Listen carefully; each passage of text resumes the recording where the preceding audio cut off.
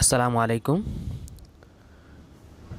আজকে যারা HSC online অ্যাডমিশনের জন্য ট্রাই করতেছেন, সো ওয়েবসাইটে প্রবলেম হচ্ছে।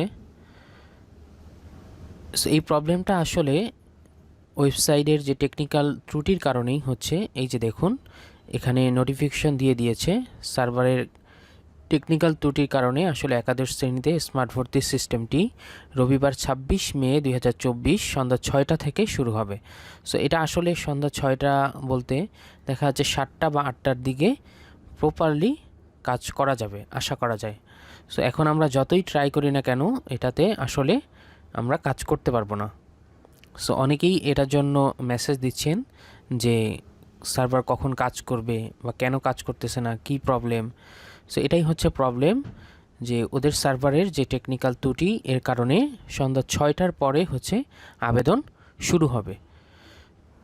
সো আপনারা যারা অনলাইনে আবেদন করতে চাচ্ছেন এবং যদি আবেদন করতে কোনো প্রবলেম হয়, আমাদের ডিসক্রিপশনে দেওয়া হোয়াটসঅ্যাপ নাম্বারে আপনারা যোগাযোগ করতে পারেন। ধন্যবাদ সবাইকে।